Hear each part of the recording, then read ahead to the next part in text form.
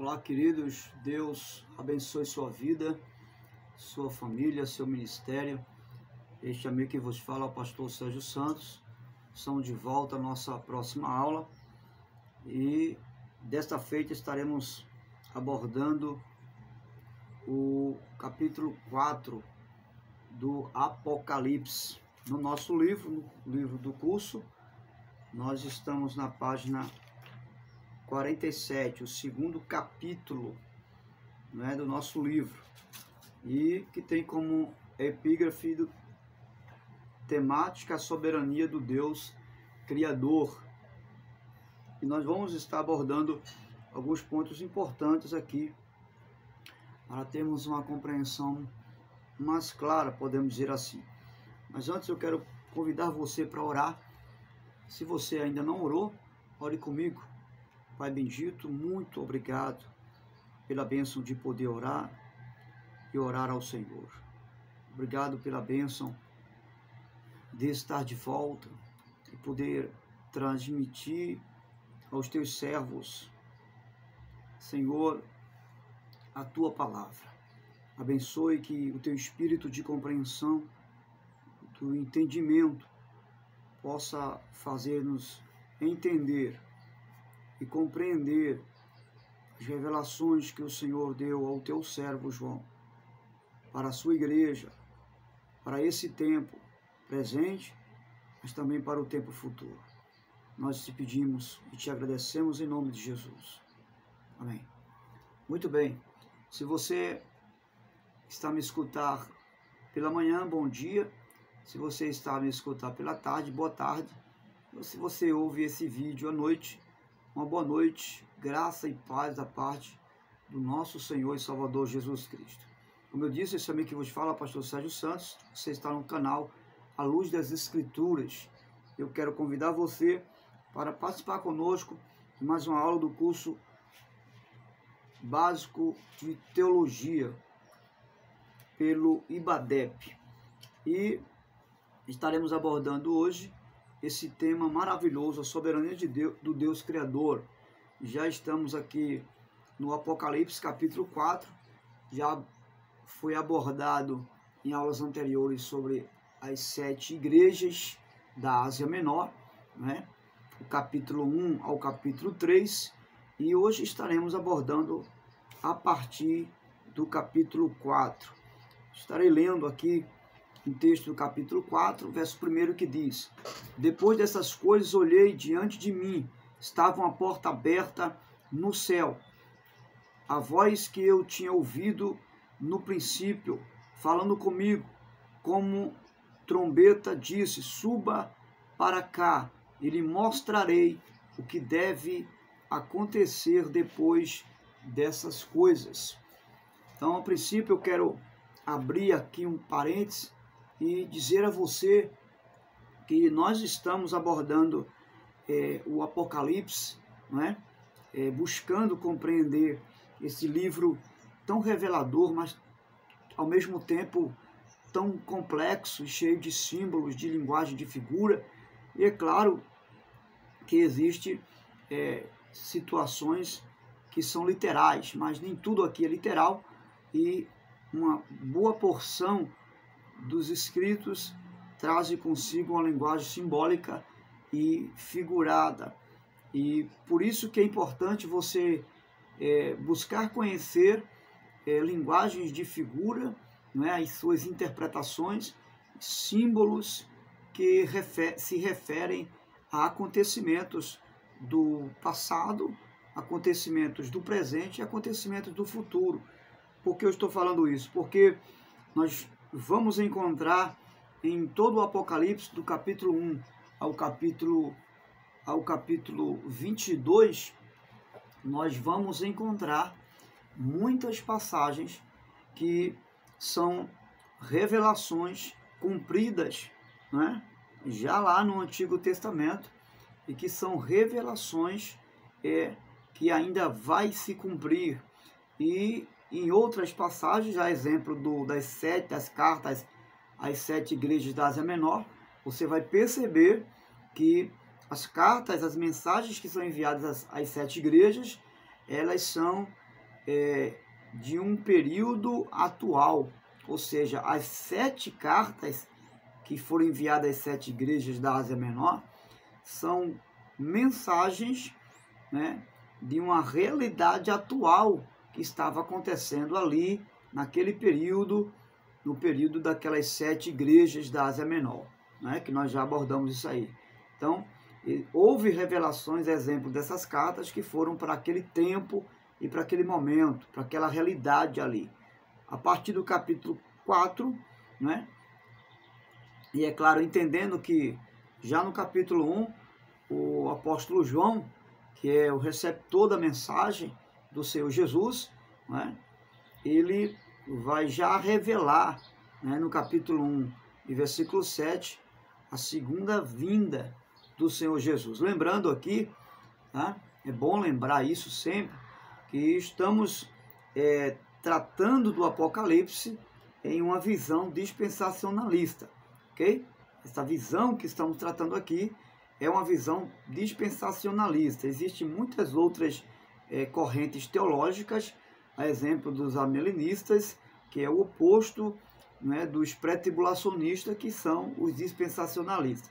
Mas a corrente que estamos trabalhando aqui, ela é pré-tribulacionista, ou seja, dispensacionalista, no sentido de que, a partir do capítulo 4, né, fazendo, é claro, distinção do capítulo 1 e versículo 7, porque João já recebe a revelação da volta de Jesus, né, da vinda do Senhor, né, já após o arrebatamento, certo? Então, a partir do capítulo 4, nós vamos perceber que João vai receber uma revelação e Jesus, é claro, ele que chama João num tipo de uma simbologia até do arrebatamento da igreja, né? E quando ele sobe, Jesus diz: suba para cá e lhe mostrarei o que deve acontecer depois dessas coisas. Quando ele fala depois dessas coisas, está falando após o arrebatamento da igreja, né? Até porque esse cenário, a princípio do capítulo 4 e versículo 1, ele é uma revelação do arrebatamento, propriamente dito, né?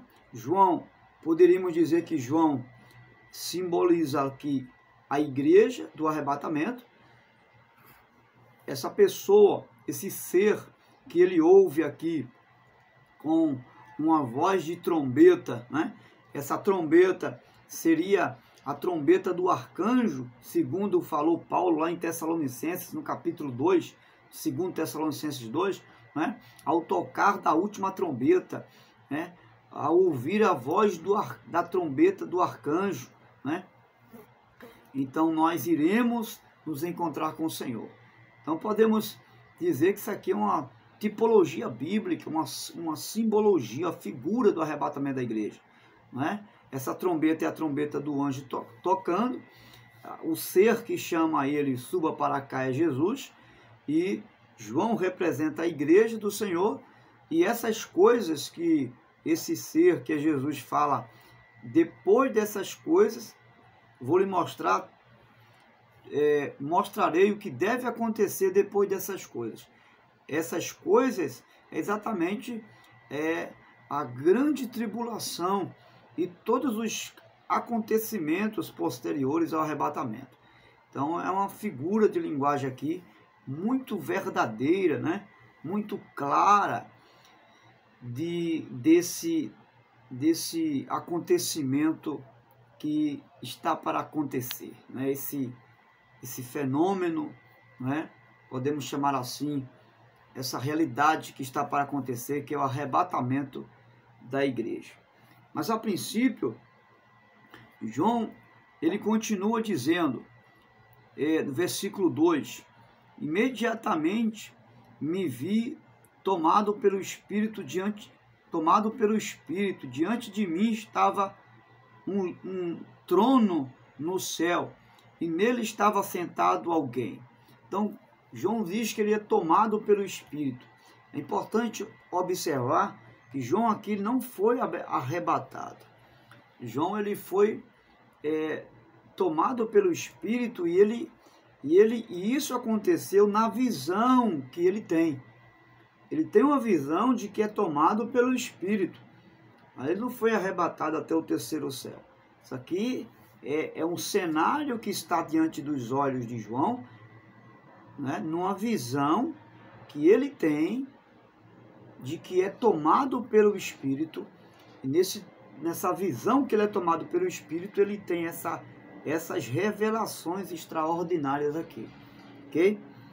E o texto diz que João, ele se encontra diante do trono. E há alguém lá nesse trono. E é claro, é óbvio que esse trono é o trono do Deus eterno, todo-poderoso. E é ele que está lá sentado nesse trono. E isso fala de domínio, trono fala de governo, trono fala de controle, né?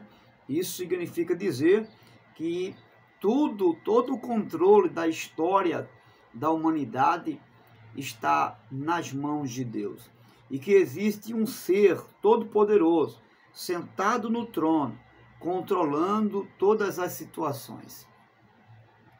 Ele continua na visão dizendo, no versículo 3, aquele que estava sentado era de aspecto semelhante de jaspe e sardônio. Então observe que João vê algumas características desse ser que está sentado no trono. Primeiro ele vê a semelhança de um jaspe, de uma pedra, né, de jaspe, que é uma pedra preciosa, uma pedra branca, brilhosa, resplandecente. Isso fala da santidade do ser que está no trono. Não só da santidade do trono, mas da santidade que está lá no trono, do ser que está no trono, que é a santidade do Altíssimo. Uma outra questão que ele fala, que vê uma outra pedra brilhante, chamada sardônica, que é uma pedra avermelhada, muito preciosa. E essa pedra, ela representa do trono, porque ele enxerga isso no trono, é a visão que ele tem do trono. Ela representa o juízo e a justiça de Deus. Então, nós já temos aí dois atributos. Observe que João não traz detalhes do ser. Ele não consegue, ele não fala como é esse ser, mas ele fala de atributos desse ser, né? E os primeiros que nós vemos aqui, como base do trono de Deus, é a santidade e a sua justiça. Continuando, ele vai dizer,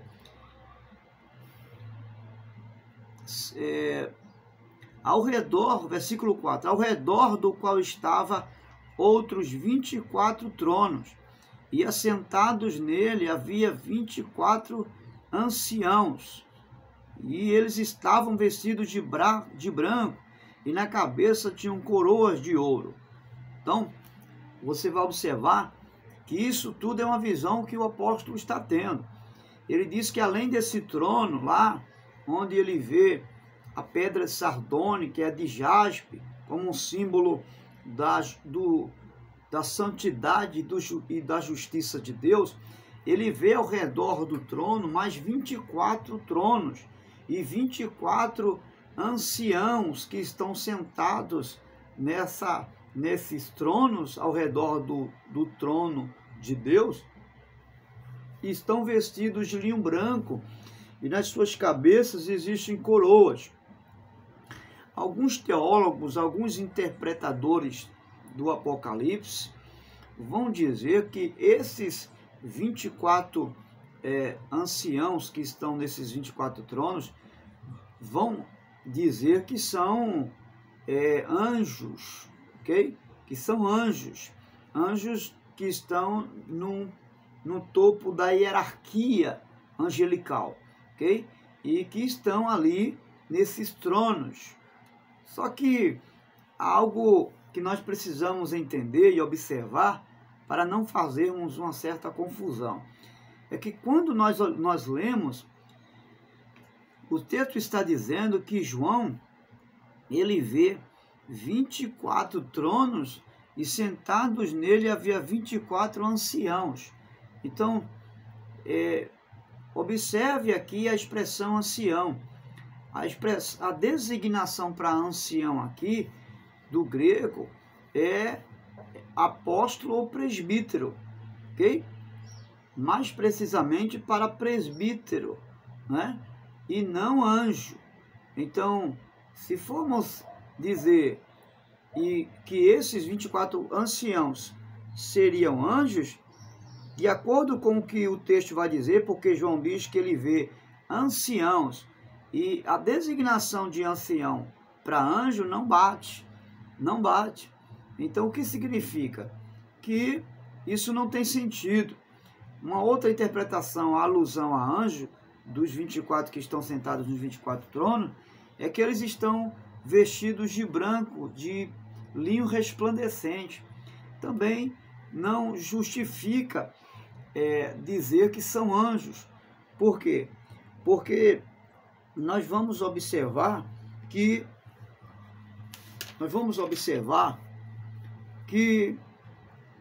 em Apocalipse capítulo 2, versículo 10, Apocalipse capítulo 2, versículo 10, quando vai falar da coroa, o Senhor vai dizer: seja fiel até a morte e lhes darei a coroa da vida. Quando Jesus fala de coroa, está falando para a igreja. E coroa aqui, nesse sentido, fala de salvação, e não de galardão, né? Fala de salvação. E também no capítulo 3, versículo 11, nós temos aqui um texto muito forte que vai dizer: venham em breve e retenham o que você tem, para que ninguém tome a sua coroa. É a carta enviada a Filadélfia. Então veja que Jesus, mais uma vez, está se referindo à coroa da salvação. Então, não tem sentido os anjos terem essas coroas, porque anjos não foram salvos, eles não experimentaram a salvação. Então, nesse sentido, anjo lá no céu, não tem sentido eles terem coroas. Então, o que é que nós podemos, a quem nós podemos dizer que esses anciãos são? Eles seriam os 12 apóstolos do antigo, os 12 patriarcas do Antigo Testamento, que pudesse estar ali representando as 12 tribos de Israel e a nação, e também as 12 tribos, os 12 apóstolos do Senhor Jesus, representando a igreja dele, tá certo? Que foi arrebatada, que venceu a grande tribulação no contexto geral da sua palavra, né?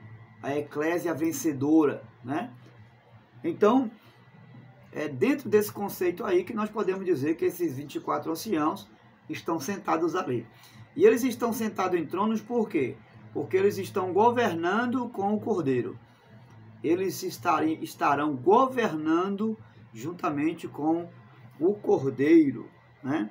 Então isso é importante entender para não fazermos confusão, ok? Então, a observação importante é que João, ele não dá descrição, que eu acho que eu já falei isso aqui de antemão, do ser que está sentado no trono, mas ele apenas revela o que houve e aquilo que ele vê, ok? Então, o trono aqui, como já falamos, significa autoridade, né? Fala de domínio. O texto diz que ele ouviu o que deve acontecer. Então, ele ouviu não o que talvez viesse a acontecer, ou o que supostamente possa acontecer, mas o que deve acontecer. Então, isso é importante entender. João está revelando o que deve acontecer, não é? Na revelação, ou seja, é algo de alguém que tem autoridade absoluta para determinar aquilo que vai acontecer. E é claro que é o Senhor, aquele que está sentado no trono, é que está determinando essas coisas ali, ok? Então, nós já falamos sobre isso. Agora, algo importante também que João vê, quando ele vê o trono, que ele vê os 24 anciãos, o texto vai dizer, na continuação, ele diz, no versículo 5, do trono, eles estavam vestidos de branco e na cabeça tinham coroas de ouro. Do trono saíam relâmpagos, vozes e trovões, e diante deles estava acesa 7 lâmpadas de fogo, que são os 7 Espíritos de Deus. E diante do trono havia algo parecido como um mar de vidro claro como cristal. Então observe, do trono saíam relâmpagos e vozes e trovões. Isso aqui, ele está dizendo que do trono, a visão que ele está tendo é do trono. Isso é muito importante entender. Então, do trono saía relâmpagos e trovões. Isso fala da justiça, do juízo de Deus, que estaria saindo para derramar sobre as nações após o arrebatamento. E é importante entender que essas revelações é exatamente o que Jesus disse a João. Suba para cá e lhe mostrarei, né, tudo aquilo que deve acontecer. Então, se os relâmpagos e os trovões revelam a justiça de Deus, é porque a justiça de Deus seria derramada sobre as nações. Mas João vê algo importante ainda no trono, que sai do trono. Ele vê fogo, né? O versículo 5, do trono saía relâmpagos e trovões, diante dele estava acesas 7 lâmpadas de fogo, e que representava os 7 Espíritos de Deus.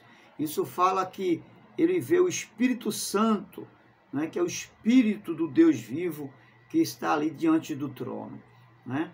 Então, João tem essa revelação sobre o Espírito de Deus.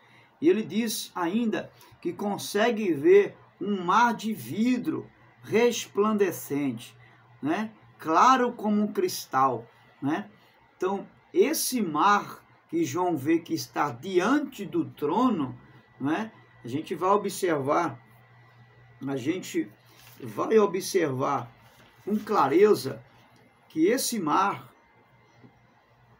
no capítulo 7, versículo 14, não é nem mais nem menos do que o povo, os redimidos do Senhor.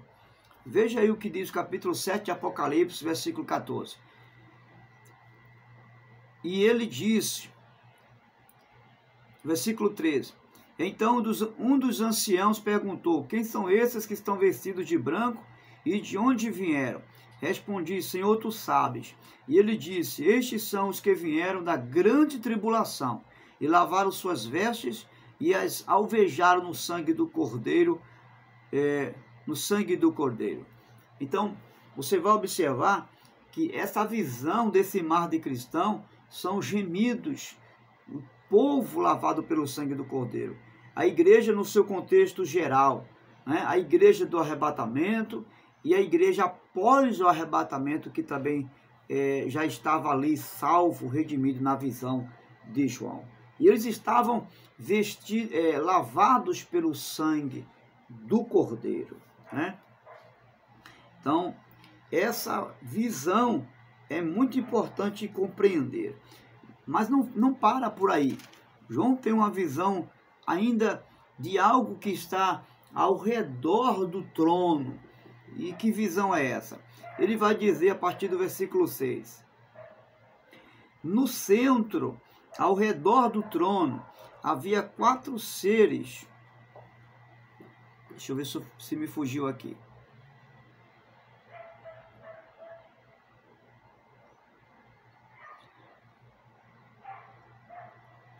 Versículo 5. Do trono saíam relâmpagos e vozes e trovões.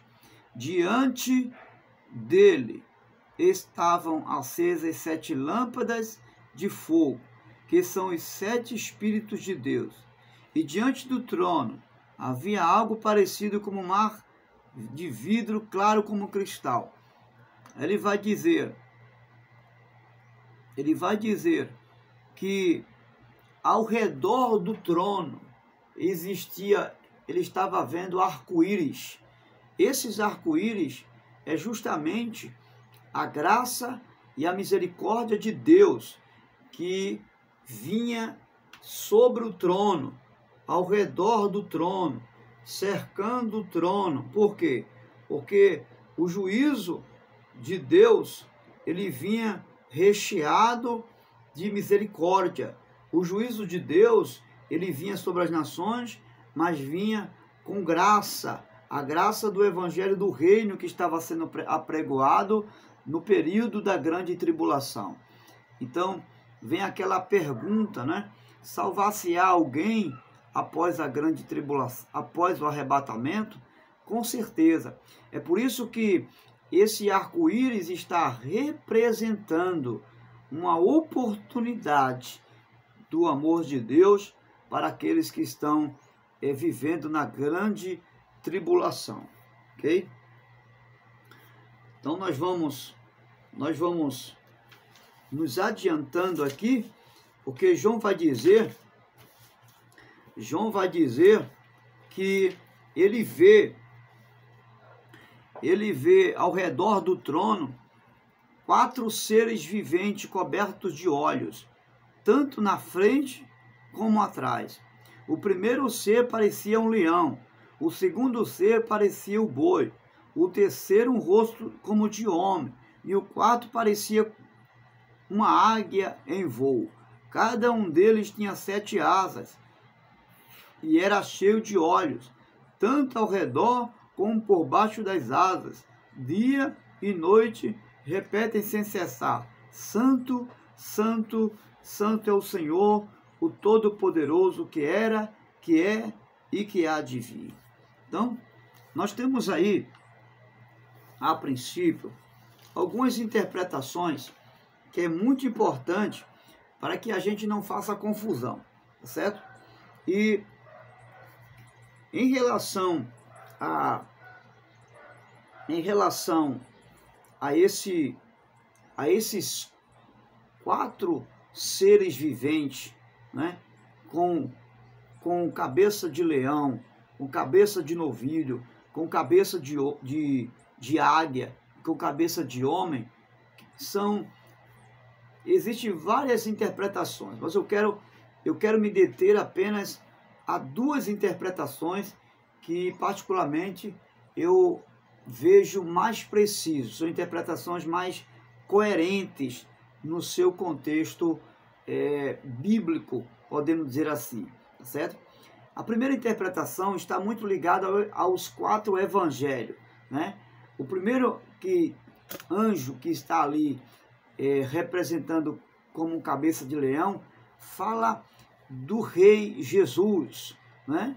Que é revelado no primeiro evangelho segundo escreveu Mateus. E Mateus revela Jesus como o rei dos judeus. Em segundo destaque, nós temos aí a cabeça de novilho, o anjo que está ali com a cabeça de novilho. Esse novilho é exatamente representado por Jesus como um servo, que é o Evangelho de Marcos, que apresenta Jesus como o servo, aquele que veio para servir, né? E nesse sentido, Jesus seria o novilho representado como servo, porque o novilho era exatamente o elemento usado para o sacrifício, né? Em favor do pecado do povo judeu. Em terceiro lugar vem a águia, que é representado pelo Evangelho de Lucas, né? Jesus vai ser representado ali como aquele que veio do céu, né? Aquele que veio do céu e na verdade é o Evangelho de João, né? O Evangelho segundo escreveu João que vai falar que Jesus é representado como aquela cabeça de águia, porque ele veio do céu, né? No contexto de que as águias elas vivem no ar, no alto, né? Então essa é a alusão para para o Evangelho segundo João, que disse que no princípio era o Verbo, e o Verbo se fez carne e habitou entre nós. Lá no versículo 13 do capítulo 1, ele diz que vimos a sua glória como a glória do unigênito do Pai, né? E a cabeça de homem vai falar, não é, justamente o Evangelho de Lucas, né? Lucas vai revelar Jesus como filho do homem, né? Então, nós temos aí a revelação desses 4 seres viventes de forma simbólica, dando alusão à pessoa do Senhor Jesus, revelada nos 4 evangelhos. Mas nós temos ainda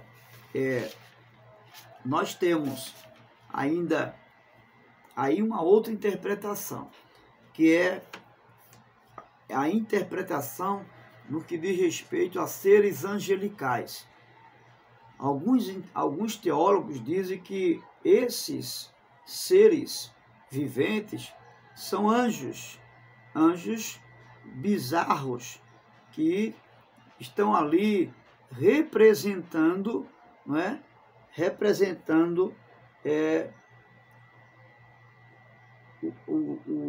Os seres angelicais, nesse sentido, né? Esses seres seriam os querubins, pelo fato de serem seres que estão diante do trono de Deus. E segundo a visão do profeta Isaías, né, quando ele vê a glória de Deus, é exatamente esses querubins que estão lá dizendo, no termo hebraico, Kadosh, Kadosh, Kadosh.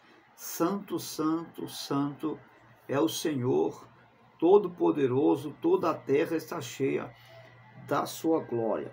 Então, é feito alusão a esses 4 seres que revela a capacidade, a inteligência, que revela nessas 4 cabeças, cabeça de leão, de águia, de novilho, de homem, que revela essa capacidade, rapidez, enfim, tá certo? E é nesse sentido aí que vai trazer essas simbologias. Mas existe uma outra interpretação ainda, que vai falar em relação à natureza. Há alguns intérpretes que diz que essas 4 cabeças revelam muito sobre a natureza. Então, o leão representaria os animais, né, da criação do Senhor, o novilho representaria os animais domésticos, a águia representaria as aves, né, e o homem a coroa da criação de Deus. A cabeça de homem a coroa da criação de Deus, certo? Então, são nesses aspectos que é revelado aí esses 4 seres viventes, ok? E aí é importante a gente entender o seguinte: no capítulo 5, e versículo 13 e 14, tá? Diz o seguinte: depois ouvi todas as criaturas existentes no céu, na terra, debaixo da terra e no mar, e tudo o que neles há, que diziam: aquele que está sentado no trono, e ao Cordeiro seja louvor, honra, glória e poder, para todo sempre. Versículo 14. Os 4 seres viventes disseram: amém, e os anciãos prostraram-se e o adoraram.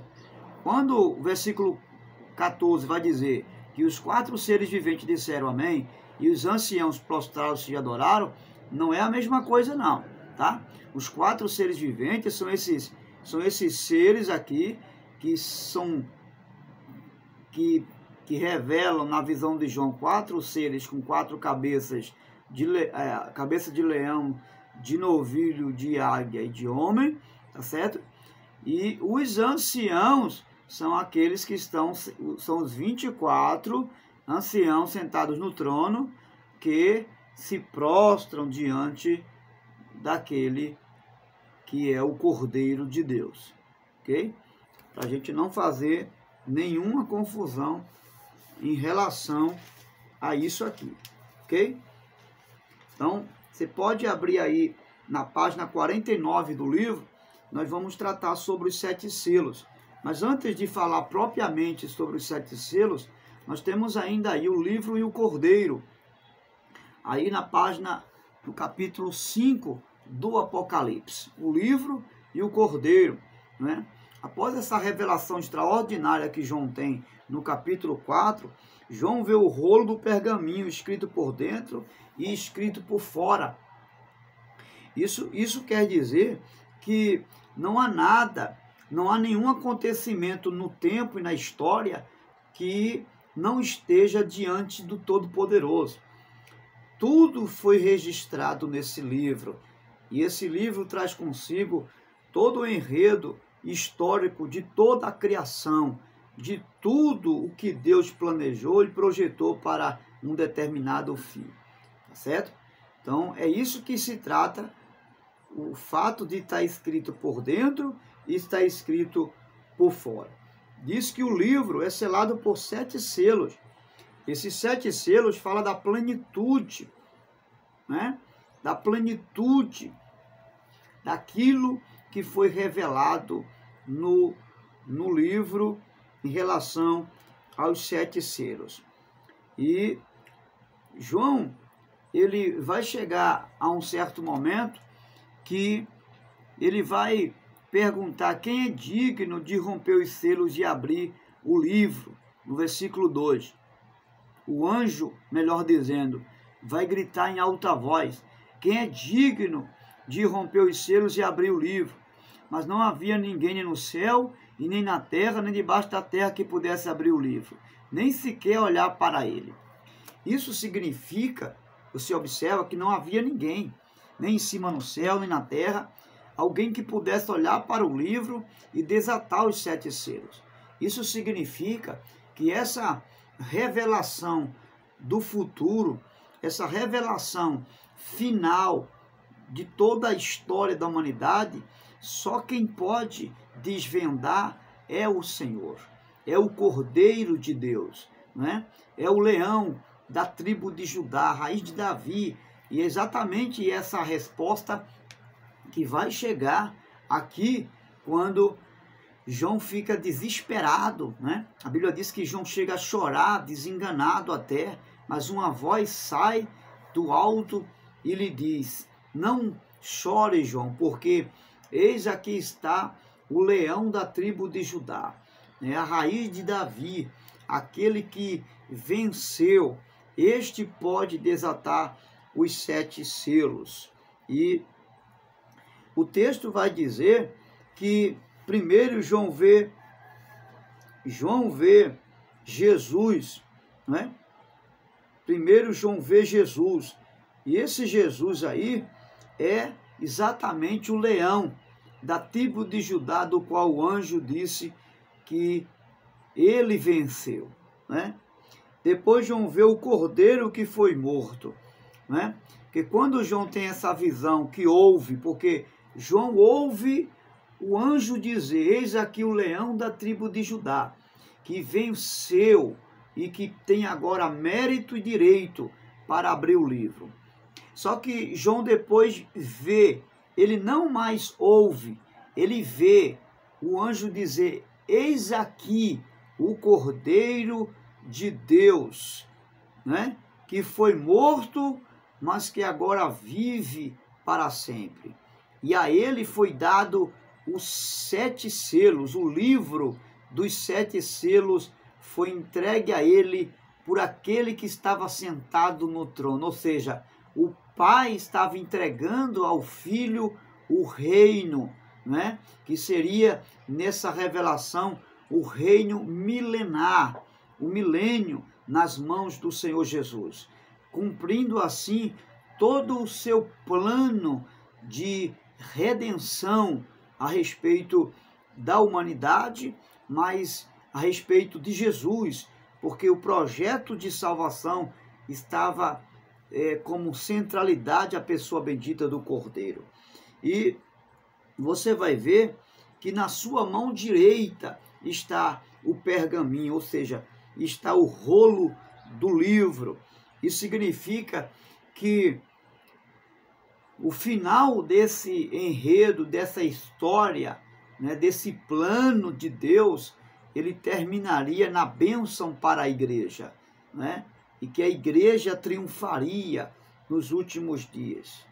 E o fato do Cordeiro desatar os 7 selos, porque só o Cordeiro de Deus poderia desatar os 7 selos, isso revela que ele era o único que poderia cumprir o plano de Deus, não é? Porque só ele pôde abrir os 7 selos.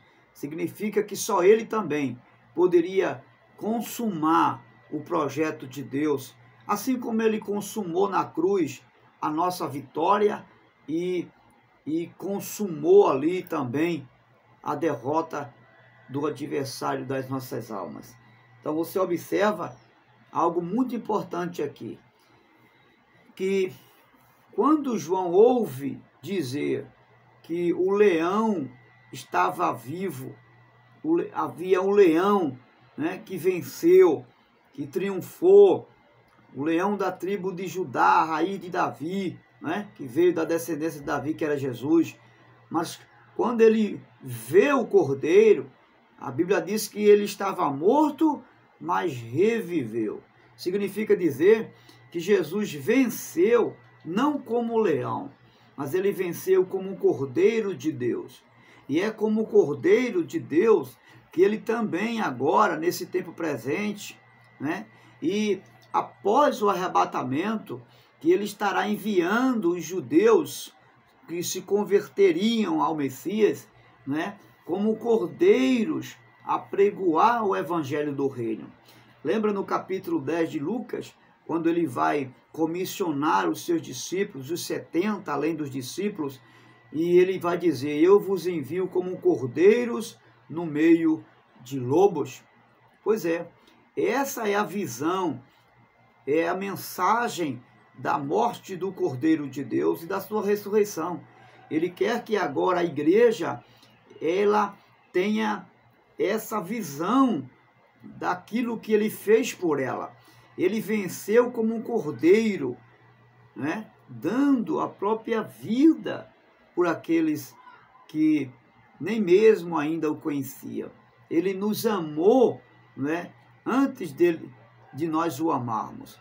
Então você observe que o que Jesus nos ensina aqui é que nós devemos, no século presente, vencer os nossos inimigos não como leão, mas como um cordeiro de Deus. E se preciso for, dar a vida, não é, como uma representação do amor de Cristo, que também amou a ponto de se entregar na cruz por mim e por você. Então essa é a visão. E a continuação da leitura vai dizer que esse livro está aberto pelo Cordeiro. Ou seja, ele foi aberto pelo Cordeiro e que agora representa duas coisas. Se ele foi aberto pelo Cordeiro e João diz que o Cordeiro de Deus é Jesus que tira o pecado do mundo, ou seja, que resgata a sua igreja, que redime a sua igreja, significa que ele é o governo, ele está a governar e a igreja também está a governar com ele, né? Tanto é que quando Jesus voltar, né, para julgar as nações após o arrebatamento, né, então ele virá com a igreja, com os seus santos glorificados, né? Então isso é muito importante para que eu e você possamos entender essas verdades. Então o Cordeiro aqui, na continuação da leitura, você vai ver que o Cordeiro, ele aparece com 7 chifres, e esses 7 chifres representa a plenitude da sua força, né? Vai falar que ele também tem muitos olhos, ele é rodeado de olhos em cima e embaixo. Isso fala da onisciência dele, é um atributo do Senhor como um ser onisciente. O texto diz que ele está em pé no meio do trono. João vê ele em pé no meio do trono. Isso significa que ele está pronto posicionado não só para arrebatar a sua igreja, mas para julgar as nações. Aqui nesse caso, como é uma revelação após o arrebatamento, ele está posicionado, pronto para julgar as nações como grande juiz, né? Então, esse é um dos significados do fato dele estar em pé. Quando o cordeiro pega o livro, que é o cordeiro que assume o reino e é adorado, né? Quando ele pega o livro que é entregue pelo Pai, ele assume o reino, porque é uma figura do Pai entregando sobre ele o reino milenar, e ele agora é adorado pelos seus santos. Nós vemos isso aí no capítulo 5, do versículo 9 ao versículo 10, né? E é adorado por todos os seus santos, toda a igreja redimida do Senhor Jesus. A partir daí, nós temos já o capítulo 6, que é um capítulo que antecede os selos, né? Ou melhor, o capítulo que vai falar sobre os 7 selos, melhor dizendo assim. Seria o início, na visão dispensacionalista que nós temos, de que a igreja será arrebatada antes desses acontecimentos, seria o início dos 3 anos e meio, né? Ou a primeira semana de Daniel, né? No caso das 70 semanas, a profecia de Daniel seria, no caso, a última semana, os três anos e meio dos 7 anos que encerraria aí a visão profética de Daniel e de outros profetas também, mais precisamente do profeta Daniel. Então, 3 anos e meio, onde se iniciaria com a chegada e o governo do anticristo, que por sua vez seduzirá as nações e traria uma aliança ou um tratado de paz mundial. E aí a gente vai ver isso quando esses 7 selos, a começar pelo primeiro, é aberto pelo Cordeiro, né? E a partir desses selos, você vai observar o que é que vai acontecer após o arrebatamento da igreja, né? Então, no primeiro selo, nós temos o primeiro cavalo, que é um primeiro cavalo que surge, não é? Um cavalo branco, né? E esse cavalo branco, ele vem com um ser, alguém vem montado nesse cavalo branco, e o texto vai dizer que ele está com um arco, não é? E ele vem com força e para vencer. Ele vem com muita força e para vencer, né? O cavalo branco representa a farsa paz, né? A paz entre aspas, que é a aliança do anticristo para enganar as nações. Seria um tratado de paz que ele faria especificamente com Israel, o povo judeu.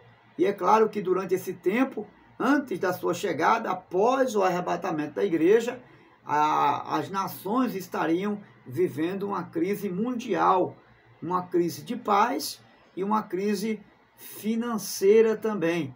São esses 2 aspectos aí que vai pressupor a chegada do anticristo após o arrebatamento da igreja, né?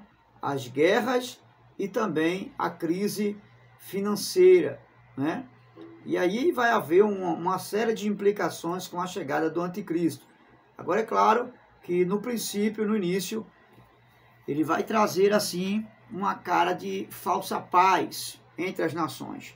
No segundo selo, nós vamos observar que vai vir um cavalo vermelho representando as guerras no contexto mundial. Há uma observação a fazer no primeiro selo em relação ao cavaleiro, né? Ele vem com um arco na sua mão, e isso significa dizer que ele vai ter um alcance mundial.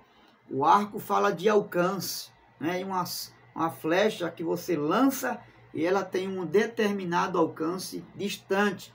Flecha não é para alcançar algo que está perto, é para alcançar algo que está a longa distância. Isso significa que esse anticristo, ele vai vir com um longo alcance, ou seja, com um poder mundial, podemos dizer assim, sobre as nações. E aí o cavalo vermelho representa um tempo de guerra, né? E o cavalo preto, que é o terceiro selo, seria grande fome assoladora no meio das nações. E aí onde vai surgir também a besta que emerge da terra, né? Que é um determinado governo que se aliará ao anticristo, ou seja, haverá uma aliança entre a besta que emerge do mar, que é o anticristo, e a besta que emerge da terra, que também é uma autoridade, pode ser uma autoridade política, mas pode ser uma autoridade religiosa também. Há essa probabilidade aí. O cavalo amarelo, haverá mortes por diversas causas. A morte não será apenas por causa da perseguição aos cristãos, porque esses selos que estão surgindo aqui a partir do cavalo vermelho, eles começam a ser vivenciado a partir dos 3 anos e meio, tá? Então, nós temos aí a chegada do primeiro selo que é aberto e a chegada do anticristo com a falsa paz, e esse período vai durar um período de 3 anos e meio. Ele vai se estabelecer como nação principal em Israel, mas vai estar controlando e dominando todas as nações. E é claro, com uma certa cara de camuflada de um bom homem, de um bom Messias, que ele vai se revelar como Messias, ok? Só que depois desses 3 anos e meio, aí vem o segundo selo é aberto, enfim, haverá essa transe de tribulação aí que nós estamos mencionando aqui, que é revelado no capítulo 6 em relação aos 7 selos.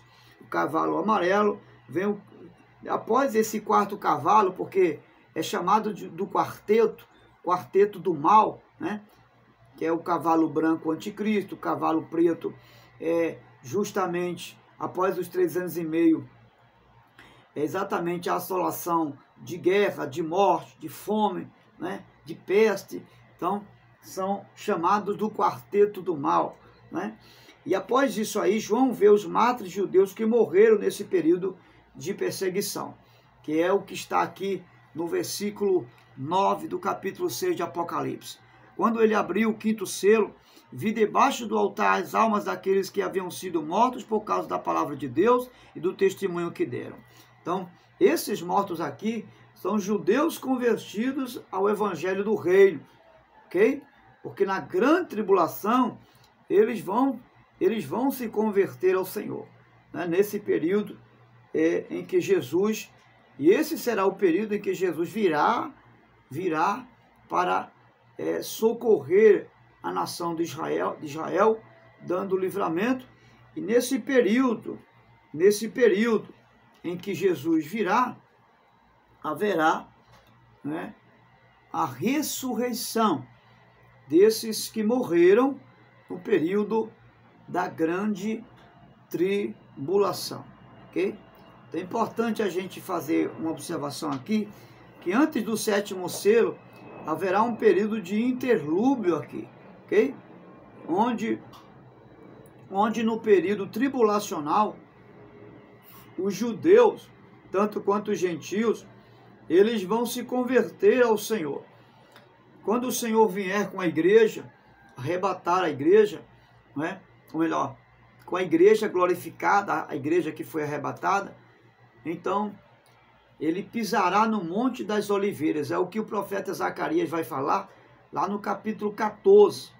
Jesus colocará seus pés no Monte das Oliveiras e julgará as nações nesse calor da grande tribulação, em que o anticristo, juntamente com a besta e a grande Babilônia, que no caso seria um governo papal ou um poder político, um poder religioso, que no caso a grande Babilônia, que é a prostituta, né?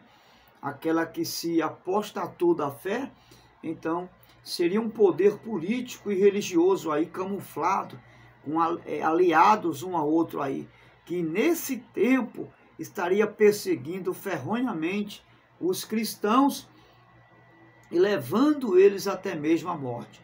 Então, quando Jesus vier nesse calor, no calor da grande tribulação, então ele ressuscitará esses que morreram por amor a Jesus. E os demais que se converteram a ele e reconheceram o seu senhorio, né, como Messias, como Senhor dos senhores, como Rei dos reis, nesse período em que Jesus volta com a igreja, muitos estarão vivenciando esse período milenal com Jesus, mesmo que ainda não tenham um corpo glorificado. Porque quando Jesus vem, Jesus lança o anticristo no abismo, lança o falso profeta e lança a grande Babilônia no abismo.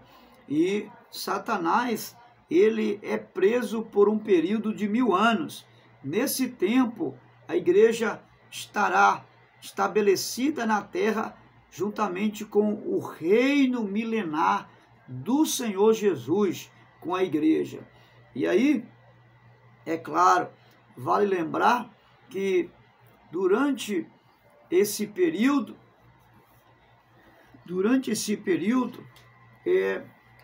aqueles que não morreram na grande tribulação e que ficaram vivos, né, ficaram vivos, convertidos no período milenial, vão conviver com a igreja e o Cordeiro glorificado, mesmo tendo seus corpos naturais, como é o nosso corpo hoje natural. Fomos salvos, somos redimidos pelo Senhor, mas na linguagem natural, nós ainda não recebemos o corpo glorificado. Aí você pergunta, isso é possível, pastor Sérgio? Sim, é possível à luz do que a gente consegue enxergar no que aconteceu com Jesus após o arrebatamento, após a sua ressurreição. O que foi que aconteceu com Jesus após a ressurreição? A Bíblia diz que Jesus passou 43 dias, entre 42 a 43 dias aqui, antes de ser assunto aos céus. E a Bíblia diz que ele comeu com os discípulos, ele bebeu com os discípulos, ele conversou com os discípulos, ele tocou nos discípulos, os discípulos tocaram nele e perceberam que ali não estava um espírito, não era uma alma que estava ali, era o próprio Jesus glorificado. Ele ressuscitou nesse corpo que morreu, mas é claro, do corpo glorificado. A igreja, por sua vez, também, e ele subiu aos céus nesse corpo glorificado.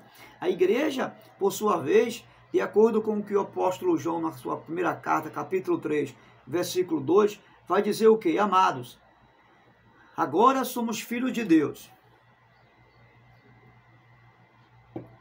E ainda não se manifestou o que haveremos de ser. Mas quando ele se manifestar, seremos semelhantes a ele. E assim como ele é, nós o veremos. Observe. Assim como ele é, nós seremos. E assim como ele é, nós o veremos. São duas fases importantes. Então, se Jesus recebeu o corpo glorificado e conviveu com os discípulos 43 dias, com os discípulos nesse corpo natural, com certeza isso é respaldo para dizer que na sua vinda milenial, aqueles que se converteram a ele, que não chegaram a morrer na grande tribulação, vão viver nesse corpo natural no milênio com ele também. Não há dúvida disso, com ele e com a igreja que foi arrebatada e que virá com ele no período milenial, ok?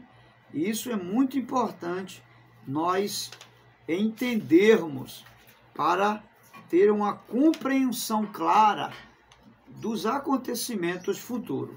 Agora é claro que essa visão é a visão dispensacionalista, tá bom? Isso eu faço questão de enfatizar, ok? Então, nós estamos falando aí dessa segunda metade da grande tribulação, tá certo? Que os anjos tocando trombeta, que representa mais 7 acontecimentos. E aí nós vamos perceber que no segmento do capítulo 6, nós vamos ver que há mais 7 anjos, 7 trombetas sendo tocadas aí, ok? Agora, é importante entender que a partir do capítulo 7 vai surgir após o milênio, porque o milênio, nesse sentido aqui, o milênio, ele tem o seu começo e tem o seu fim. Em muitas passagens da Bíblia, você vai observar que a expressão 1000 equivale-se a uma figura de linguagem, é simbólica. Pode ser que essa passagem aqui de 1000 anos, ou seja, o milênio, como em um vídeo posterior nós já falamos, possa ser que seja um tempo de 1000 anos mesmo, mas não significa que seja uma exatidão, de fato 1000 anos literalmente. Pode ser uma extensão de tempo na língua figurada de 1000 anos. Por quê? Porque ele tem um começo, mas tem um fim. Vai chegar o período do final dos 1000 anos, certo? E a Bíblia diz que quando Jesus vem, que lança no abismo o anticristo, que é vencido, a besta e a grande Babilônia, que apostatou da fé, que é lançada também com o anticristo e o falso profeta, Satanás é preso por um período de 1000 anos. E nesse período haverá paz, não haverá morte. Nesse período não haverá nem nada que você possa imaginar que aconteceu antes do arrebatamento. Será um período de paz, será um período de gozo, de alegria, não haverá malícia, nós viveremos num mundo de paz. Aí você pergunta, mas mesmo em relação àqueles que não têm um corpo glorificado e são cristãos? Sim, senhor, com certeza será um período de justiça, será um período de que não haverá corrupção entre esse reino milenial, porque Cristo Cordeiro está reinando entre nós. Só que a Bíblia diz que esse período milenial ele vai se encerrar, ele vai acabar. E nesse período Satanás é solto. E quando ele se soltar, ele vai buscar se aliar contra a outras nações que não se converteram, porque haverá nações que não vão se converter ao reino de Cristo, e ele iria se unir a essas nações que recebem o nome simbólico de Magog e Gog, ou Gog e Magog, que seria duas nações lá no Antigo Testamento, que se me fala a memória, lá em Ezequiel 38, 38, que vai falar sobre Gog e Magog, que são duas nações que o diabo levantou para se opor ao povo de Israel. Aqui ele aparece numa linguagem figurada, dizendo que ele vai se reunir a Gog e Magog. Só que é importante fazer essa distinção aqui. No texto de Ezequiel, fala que Magog é o povo e Gog é uma cidade, tá? Para não fazer confusão aqui. Na linguagem aqui do Apocalipse, são duas nações, dos quais o diabo vai se unir para se levantar contra os cristãos que ainda resistem e que se converteram a Jesus no período da grande tribulação. Então ele vai se levantar e se opor ao povo judeu, a Jerusalém, com as outras nações. E é nesse período aí, tá? Durante esse período, que essas 7 trombetas, elas serão tocadas. E nesse intervalo, entre o 6º e o 7º selo, tá certo? Que vai haver aí as duas testemunhas, tá? Dos quais essas duas testemunhas, se unirá aos 144 mil judeus, tá? Que são representados pelas 12 tribos de Israel, que estarão evangelizando o mundo, ok? Que estaria evangelizando as nações, nesse período intercalado entre o 6º e o 7º selo. Tá? Isso é importante entender para nós não fazermos confusão aqui, tá certo? Eu queria só dar uma ênfase aqui em relação às duas testemunhas, tá? Só para a gente não se confundir aqui. Então, essas duas testemunhas, em algumas interpretações de muitas pessoas, essas duas testemunhas que aqui no capítulo 11 vai falar, dizem que seria Elias e Enoque, pelo fato dos dois não terem morrido para serem assuntos aos céus. Então, a alusão seria desses dois que não chegaram a morrer, né? Uma outra interpretação a respeito das duas testemunhas seria a afirmação de que seria Moisés e Elias, pelo fato de aparecer durante o período das duas testemunhas, surgirem alguns acontecimentos que na época de Moisés e Elias também surgiu. Por exemplo, a terra seria ferida com praga, isso fazendo alusão a Moisés, que seria uma das testemunhas por causa disso, porque nesse período a terra vai ser ferida com praga, devido à incredulidade e à não aceitação da mensagem do Evangelho do Reino, né? Uma outra coisa, a água seria transformada em sangue, como um poder que seria tirado das duas testemunhas, esse poder, e como uma forma de disciplina, eles transformariam a água em sangue.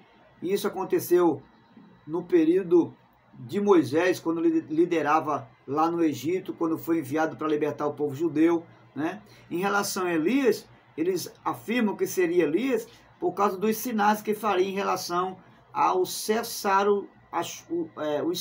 a chuva na terra. Haveria sequidão, e com Elias aconteceu exatamente isso. Então, à luz disso aí, eles vão aludir à presença dessas duas testemunhas, a Elias e a Moisés. Um outro fato também que alude, que o fato dessas duas testemunhas serem Moisés e Elias, é exatamente a manifestação desses dois personagens na transfiguração. Está lá em Mateus 17, versículo 3. Quando Jesus é transfigurado ali no esplendor de glória, e quem aparece? Moisés e Elias. Então, diante desses fatos é que existe essas interpretações. Mas assim, não existe nenhum indício que seria alguém conhecido dentro dessa realidade aí. São fatos que são aludidos a algumas referências que se fazem. Mas a verdade é que a melhor interpretação que se pode dar em relação a essas duas testemunhas é aquilo que Jesus falou em relação a João Batista, dizendo que o Elias já veio e este era o Elias. Ou seja, Jesus disse que João Batista estava pregando na unção e no poder de Elias. Ou seja, as duas testemunhas, nesse sentido, nesse contexto, também seria os judeus convertidos, tanto judeus como gentios convertidos, que se juntaria a todos aqueles que estavam apregoando o reino de Deus, tá certo? Nesse tempo de tribulação. Então, essas duas testemunhas seria a igreja no contexto dos judeus, os eleitos do Senhor, né, os seletos eleitos do Senhor, nos últimos dias, que estariam apregoando o evangelho do reino na unção e no poder do profeta Elias, e do grande líder Moisés. Essa aí é a alusão que se dá a respeito das duas testemunhas, ok? Só para a gente não ficar confuso aqui, tá certo? Então nós temos aqui a abertura, né? A abertura dos 7 selos, né? O 7º selo e o incensário de ouro, já no capítulo 6, no capítulo 8, ok? Nós já temos aqui essa abertura e a partir desse capítulo 8, nós estaremos num outro vídeo passando para vocês como seria e como se dará na revelação, pontuando passo a passo à luz da interpretação dispensacionalista, ok? Deixo aqui meu grande abraço, Deus vos abençoe, bom estudo. Se for preciso, ouça uma vez, ouça duas, mas que você possa compreender com clareza as revelações do Apocalipse, no nome do Senhor Jesus. Lembrando que existem muitas interpretações, tá? Eu não sou o único que estou passando para você essa visão, existem muitas outras correntes que aderem outras interpretações, e eu quero dizer que respeito todas elas, é claro, ficando com apenas uma visão. E esta é a que eu vos tenho passado. Um grande abraço, Deus abençoe.